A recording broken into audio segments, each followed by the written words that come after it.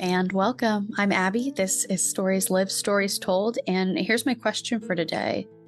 What does it look like to embrace improv principles in our life and communication? We've talked about improv before, very early on in this podcast, in our conversation with Rick Spann, and it's something we're returning to today with our next conversation partner. Today we're beginning part one of a conversation with Don Waisanen, a professor of strategic and leadership communication who also has a passion for improv.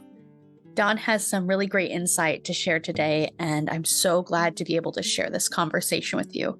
A lot of Don's work is about centering communication, regardless of the work being done, and I'd like to invite you to consider what your work, your relationships, your life could look like if you also centered communication, if you really took a communication perspective. The way that Don centers communication is through some principles of improv that he has learned in his experience and has been able to apply. And so we're going to learn about that today, talking about what Don's idea of a better social world is. So let's begin with Don.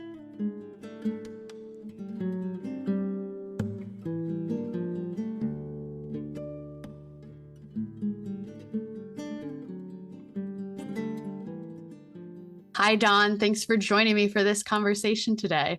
Hi, Abbie. Thanks so much for having me. Very excited to talk to you today. I am very excited, although we've only known each other a short time after a couple of meetings in the past 2 months. I'll share that immediately upon talking to you. I thought this is a person with some insight that I would like to have and that I imagine you to be a good conversation partner. And so I'm really looking forward to where this conversation is going to go today and what I can learn from you and what kind of new ideas we can generate together. The feeling is mutual. I think the last time we talked, we said, hey, we could just keep talking probably forever. So we'll keep it honed today. But right. Yeah, that feeling was mutual. I appreciate that. Well, to get started, I would love for you to introduce yourself. Maybe you could share some stories about yourself and maybe thinking about the conversation we're about to get into. You could pick and choose some stories that feel like good context to have. Sure. So I'll go back to after graduating from college, I went out in the working world and had some stints in broadcast media, worked in politics for a while, mostly at the local level, and also had always had an interest in the performing arts. And all these streams were very disparate. And I was working at one point for a PR firm just briefly, and working on political campaigns and at a labor union, even at one point, just some really different experiences. And I kept searching for the common thread. And the thread I found was communication, and not just communication as, oh, let's throw in communication to the working world and stir and see what happens, right? Which is a lot of approaches. But really seeing communication at the center of all of this as the driver of value and creating meaning. And so I just felt like every problem I was seeing in public affairs in particular, most of the areas I was working in had to do with the public sector in some way. What does it mean to work in the public interest for the public good, not just private interests? Most of the challenges and problems I saw all stemmed from communication. It was about I saw that things that I thought were very highfalutin, for instance, like international relations, I got really interested in at one point. I came to realize, international relations is just conversations between two people at the end of the day, two or more people. Right. And however, the quality of those conversations determines the kind of policies we see and the laws and regulations that develop. So maybe I need to back up and go look at communication itself. And so I was really charged to do that. And I felt like this was an umbrella that would really help me situate all of my interests in the same place. I could look at media, I could look at politics, I could, a bit of a, to use the cliched metaphor, a kid in a candy store. I liked it all. I wanted to. So I went eventually back to grad school, went to University of Southern California, their PhD program in communication. And I sometimes tell students too that I remember back in undergrad, I was a political science major, and I thought communication was really obvious. I communicate, you communicate, we all communicate. That's really all there is to this. And then I took a communication class and I went, oh, this is not as obvious as I thought. this is deeper and broader, and there's a lot more to it. And then I took another one, and I took another one, ended up double majoring in communication. And I feel like through my work experiences, especially early work experiences, that never went away. And I just went, okay, PhD is right for me. I want to understand everything I can about this really pervasive and consequential subject matter, which affects everything in our world. Always has, always will. And again, just moving communication from the periphery to the center of our understandings has really been a mission for me. So yeah, I'm interested in the quality of conversations people have, the types of stories we tell.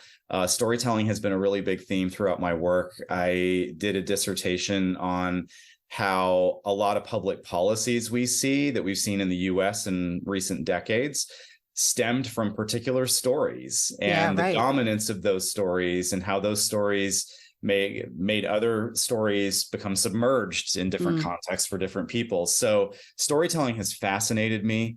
I think there's a good and a bad side of storytelling too, right? Are we telling single stories? Are we telling multiple stories?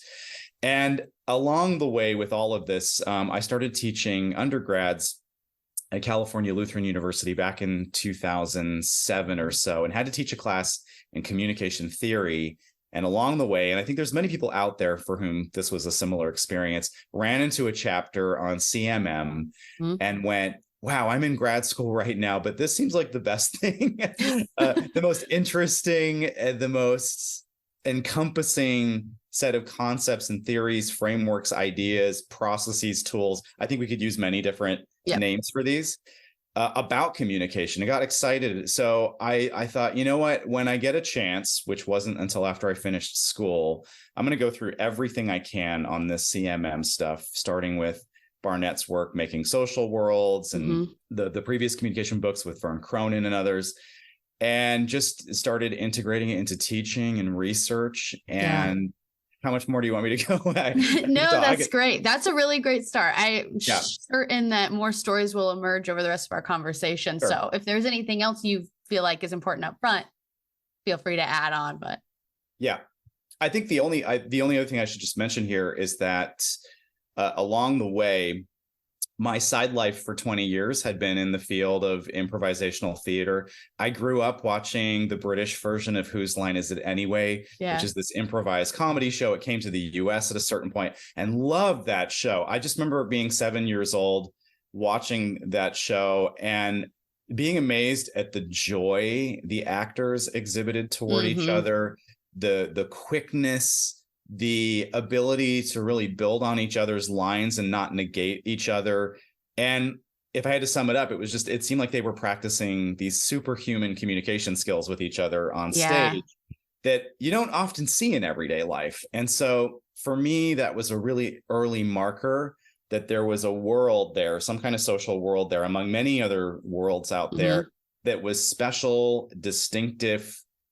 There was something to it that was worth going with further. So for about 20 years, going all the way back to college, my side life has been in improv theater. I love improv comedy, performance, and been doing that, Whose Line Is It Anyway type of shows, things like that, as well as what's called long form, which is more like get up on stage and make up a play with 6 people. Things like that, right? There's groups out there right now that will improvise an entire new Jane Austen play on the spot from one audience suggestion. There's improvised Shakespeare, things like that. So that eventually merged with all of this and CMM for me, and then I went, wow, I've been doing this as kind of a side life for a really long time for fun. Some people play golf, I do improv. Right. But then I started bringing more of it into the classroom, doing little improv games and exercises, and students were really responsive to it. Went, that was fun. That was way better than a lecture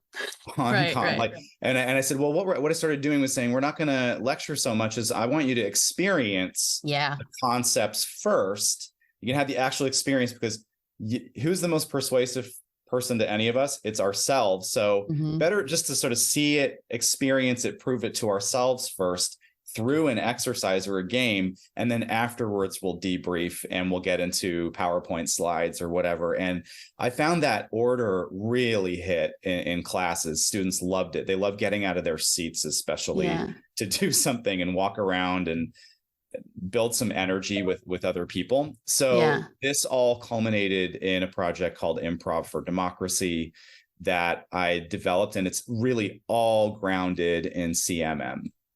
And I start the book, it's SUNY Press, came out 3 years ago. I start this book with a reference to CMM and Barnett Pierce that has always really impacted me. And I've used this now as sort of the foundation for really all of my work with communication and leadership, especially. Barnett pointed out that the advances we see in other areas of life have been astronomical, right? In areas from medicine to technology, right? New healthcare initiatives, things like that. There's been these really exponential advances for humanity. Dentists, the state of dentistry in 2023 is amazing compared to 50 years ago, right? But our understandings and practices for communication as a subject have not kept pace with those developments. Yeah. And so the project is to push our forms of communication, the types of communication we use that help people inhabit better social worlds and create a better public life, to help people use to find and put in motion those forms of communication that meet this day and age. And I loved that call from Pierce, and that's always been just the center for this. And I said, Improv for Democracy, using improv to train for communication, leadership, civic skills, for me, is just one path among many paths we might take to meet that call. Yeah. Do you still perform improv? I do, a little bit all over. The theaters in New York, a lot of them closed down during the pandemic. There's been a grand restructuring in some of those worlds, but yeah, I do. And improv communities are great because people come to it with such a yes and spirit, which is, some people say, the foundation of all improv. Yes, it's not agreement. It's affirming the reality that someone's offering you and trying to build on it first before going to critique or negation or anything like that. So the great thing is you can go to just about any city in the US, internationally, where there's improvisers, and people come to the experience with that spirit. Let's do a show. Let's do a pop-up thing. Let's do anything. And people usually just, let's do it. And you don't have to prepare. That's the best part. I have 3 kids. So at a certain point I went, my hobby should probably be just, I show up, we do the thing, and then I go. You got a full life with 3 children. Yeah, that's neat. And I don't want to get too ahead of myself, but it's immediately so clear to me how improv is such a great metaphor, maybe, for the way that we in any part of our lives are creating social worlds. Because if you are doing an improv scene, that's one version of creating a social world. And like you're getting at, part of that construction and the collaboration and the co-creation has to be a kind of yes and mentality that you bring to it.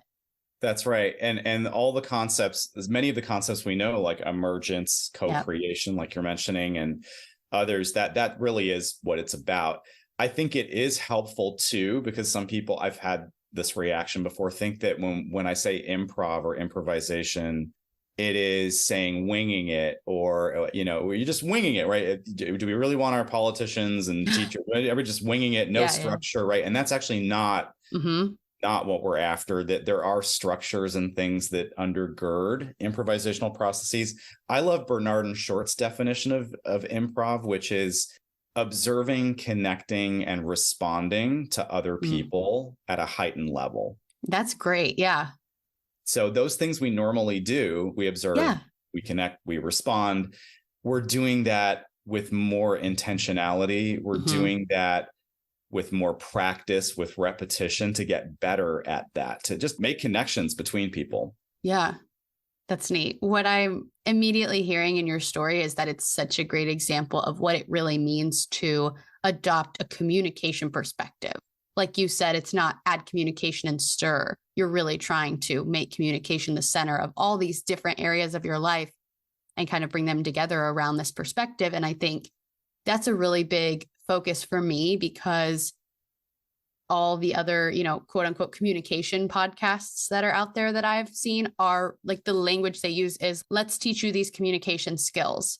And those are so great. But my hope is to be able to go that step further and say, beyond just giving you these skills and just say, this situation pops up, do this. I want to go beyond that and say, how can you have a deeper understanding under those skills that informs how you know how to use those skills to get that?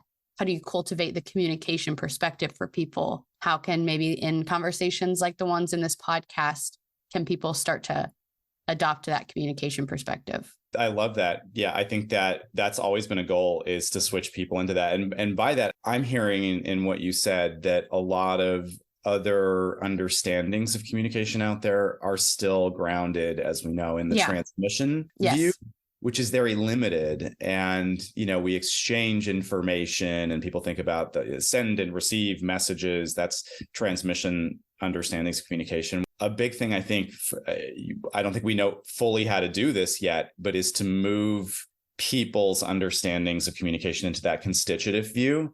And I don't think that's just an academic move. And I don't think that's just nice to have. I think it's central to CMM and these types of projects. And here, I think here's the connection, I think, with improv. It's liberating to have a wider view and to see, I think a constitutive view really helps us see more openings and opportunities for change. Just with identities, things like that. Even I don't have to be just one thing. I can have multiple parts of myself, right, that are useful. I can play coach, negotiator, problem solver, leader, storyteller, really expanding our understandings of who we are and what we can do through communication, I think is really critical.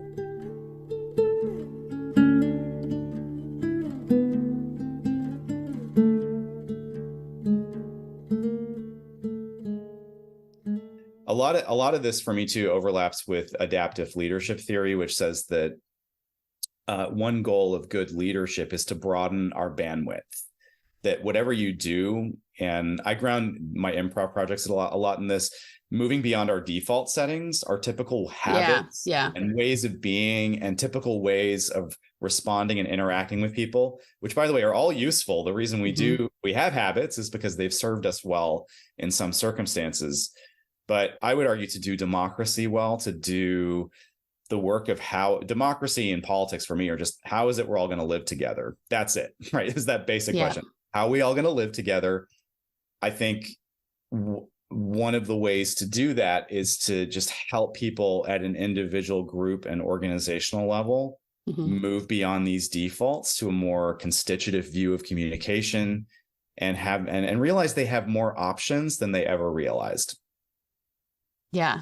I'm already so excited about all the ideas that you're generating and things that I want to immediately start talking about. But I do want to still be able to frame our conversation with this question of, what is your idea of a better social world? How do you understand it? What does it look like to you? And so before I get too ahead of myself, I want to know, what does Don's better social world look like?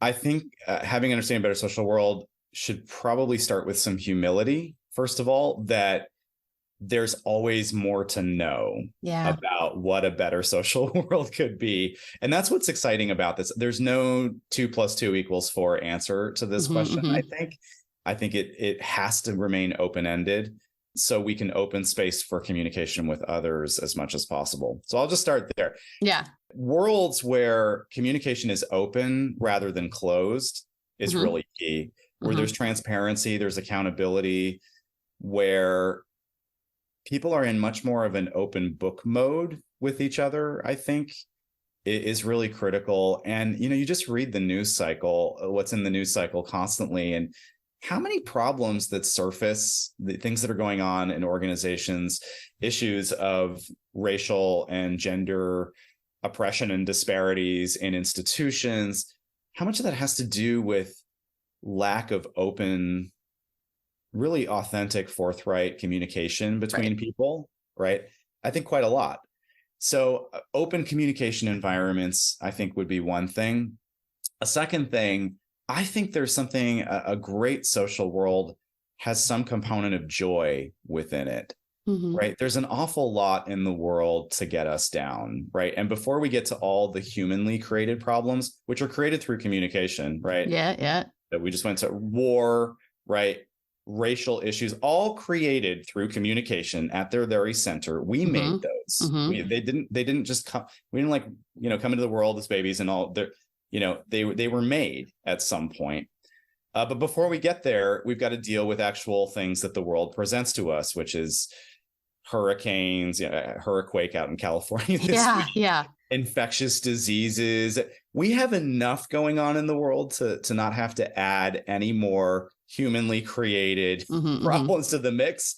Yet most of the problems we deal with as human beings were created by us, right, through communication. So the great thing about that is that there's an opportunity, I think, to revise them through communication as well, right? If communication got us into our problems, it can also get us out of them, right? Infectious diseases, things like that, they're going to spread rampant. They're going to do their own thing, but our response to those things is important too. There is a communication component.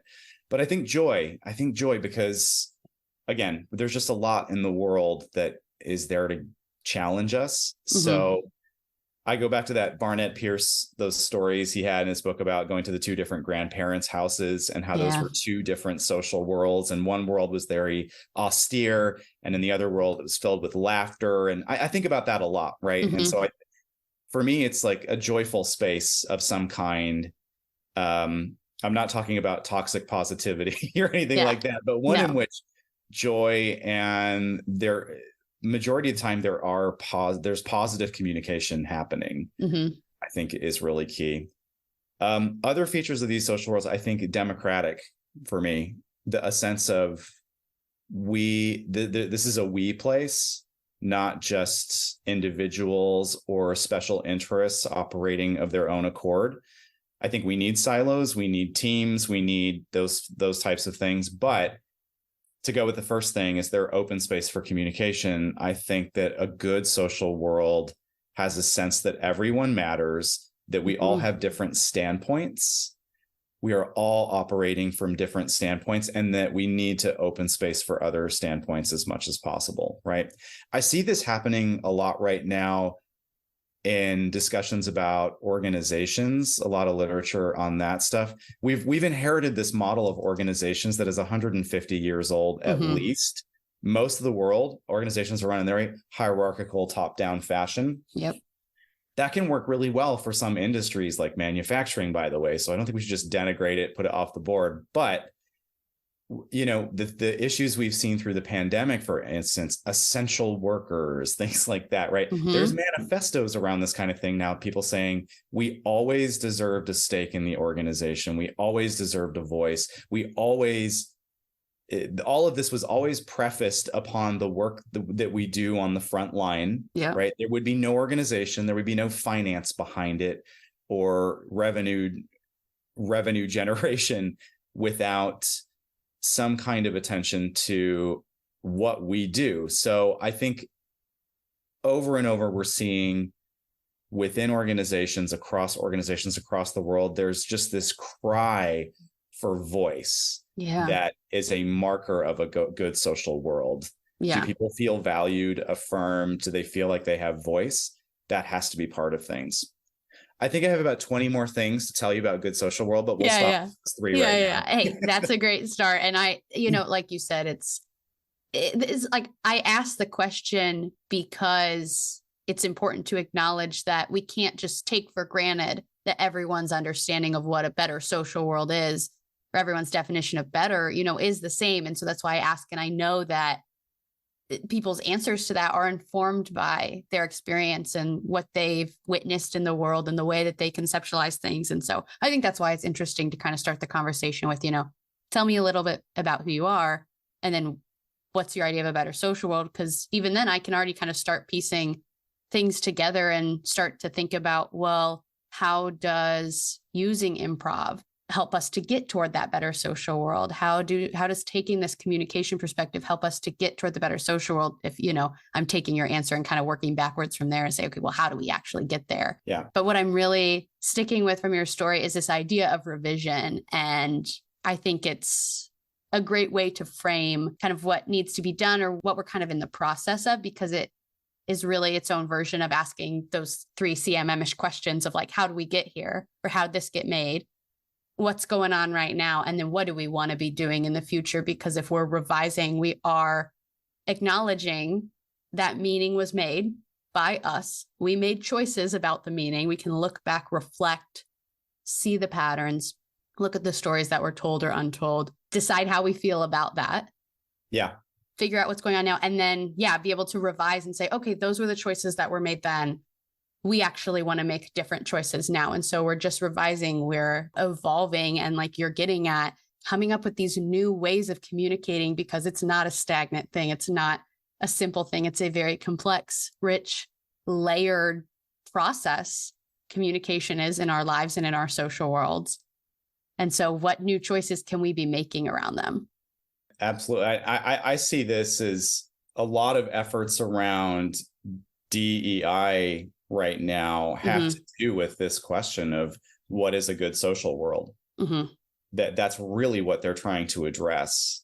And the good versions of that are really making a difference in creating social changes in organizations, and I think in society of work in DEI.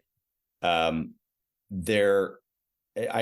had a book I came out with a couple of years back called Leadership Standpoints. I had interviewed tons of nonprofit professionals around New York City just to ask them about, it was through this program called at the time, the New York Community Trust Leadership Fellowship, what they saw as the leadership most needed for the era we're in right now. And 3 big areas came up out of this. And when they gave me when I was looking at the themes across interview transcripts and things, I kept thinking this. I was like, they're just telling us what social worlds would manifest the qualities of communication that matter most to them at the end of the day, the patterns of communication that matter most. 3 things came up. One was inclusion, which is just that, any organization and leader not dedicated to inclusion has missed the mark in this day and age, in short and long range strategies. The second was performance. That I love this idea. And this goes back to Lev Vygotsky a little bit for me. He had something called the proximal zone of development, which is the idea that we can build spaces for performance. And performance was the second thing. It was inclusion first, performance second, building spaces for performance. And I've seen a concept like this show up in a lot of different places. In adaptive leadership theory, it's sometimes called the productive zone of disequilibrium. It's a bit of a mouthful. Or holding spaces, like the ability to construct a space, which I think is a social world, that people can perform into in new ways, people saw as really critical to leadership. So I summed it up as building spaces for performance. But that kind of performance could be breaking off the status quo, trying new things, or some organizations are experimenting with things like dropping job titles in favor of multiple roles and identities. There's all kinds of interesting work going on with this. But I think that's pretty big for a social world. Like, what kind of space are we creating and holding? And those kinds of spaces might be, I've heard this called proto-public. They're not public spaces necessarily. They're spaces for development. They're spaces for growth. And so I think social worlds, good social worlds, also have that in them. Is we're not just going to go public yet. Let's have spaces where we can experiment and play and improvise our ways to, different futures, different ways of doing things. For anybody listening, by the way, there's a terrific tool, Liberating Structures. I don't know if you've come across in the podcast yet. It's a series of 33 methods or tools for holding meetings and things like that, where everybody's included, everybody's engaged, versus typical ways of organizing ourselves at work or meeting. They have a tool in there called Improv prototyping that's very much about this. It's like, here's a typical way we might have a feedback session between an employer and an employee. Let's, in groups of 3, improvise new ways of doing that. And organizations come up with better social worlds for the episode of having a feedback session as part of that. And the last thing, just summing up off this project, it was inclusion, performance, and range. Said great leadership in this era needs to be about range and broadness, and just constantly looking at the event, realizing no one person can do all of it. Like, we're going to have to push our peripheral vision out further, so that you're just always looking out there for other voices, material conditions and constraints, power relationships. You're just looking broadly to what's happening and not narrowly. That's really what's needed. Yeah. For a good social world from a leadership perspective nowadays.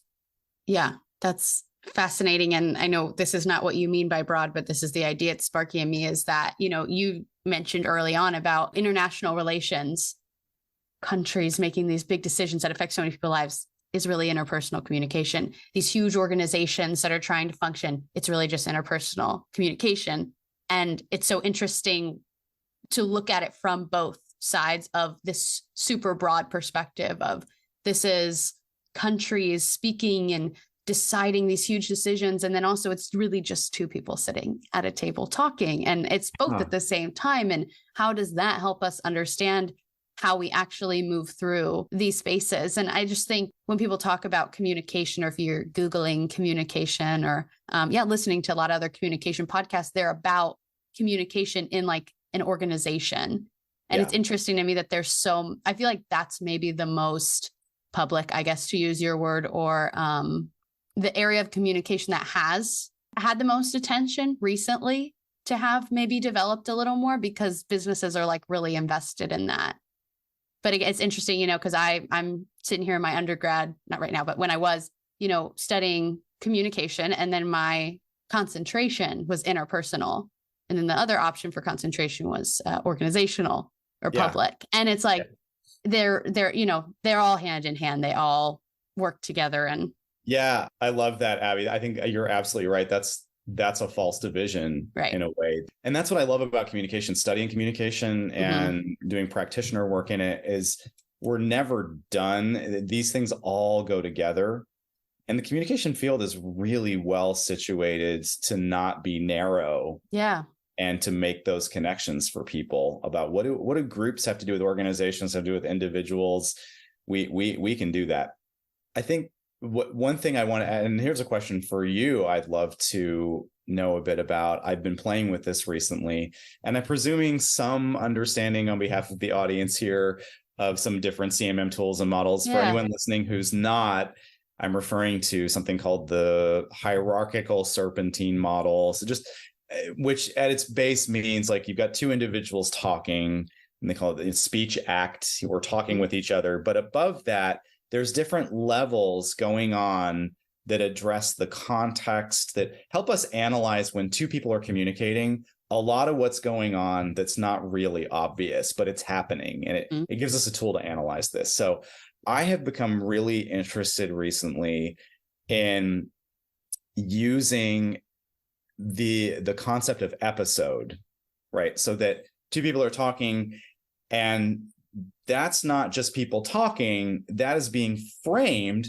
through their talk, or maybe even before they were talking, it was framed as a particular kind of episode. This is the annual performance evaluation. This is the repetitive derogatory feedback session that happens every year. There's many different ways of framing any situation.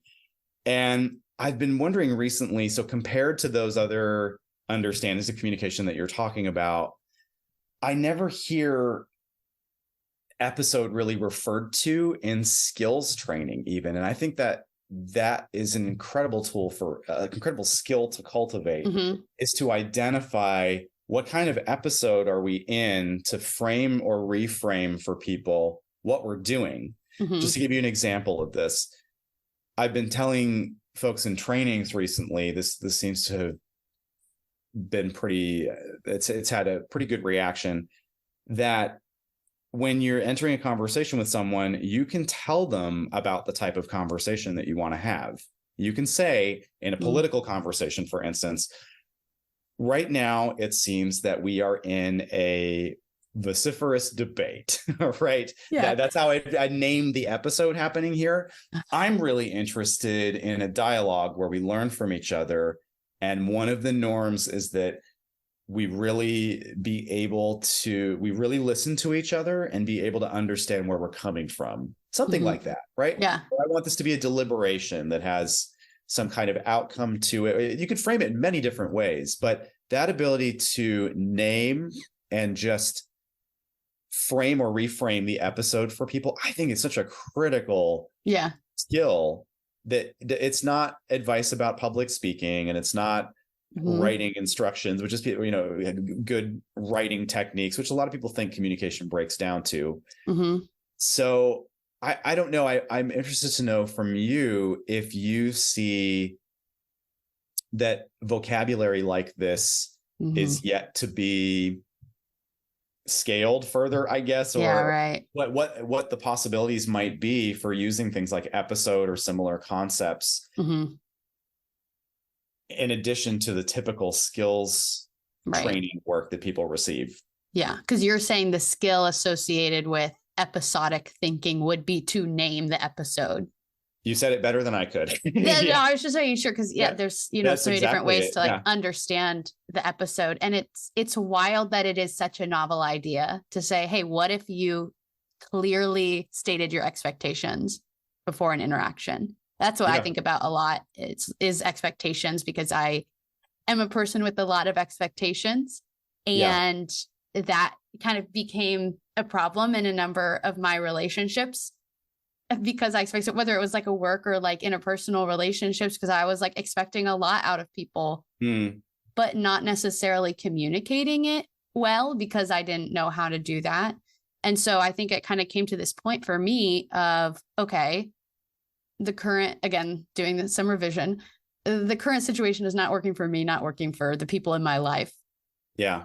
I guess I could either just not have expectations, which is not an option for me, at least. It was kind of like, that's any one human being answer, but it's not an answer. And the other option would be, what if I actually just said them out loud? Because I think if you buy into the Enneagram at all, I'm an Enneagram 2. And one of the things that really resonates with me about that is that we're particularly prone to resentment. And so that's why I see that relationship being there. If I don't communicate my expectations, but I have them, then I could get really resentful about people not meeting them. But if I say them out loud and I'm clear about that, then the resentment almost disappears. And not that my expectations always get met, but that opens up, like you're saying, so much space for open communication and authentic communication about my wants, my needs, the needs of the relationship, what the actual social world of the relationship looks like. Simple, but revolutionary, whatever you'd want to say, what if you met people and clearly expressed your expectations, and like you're saying, that set the tone? How could that change?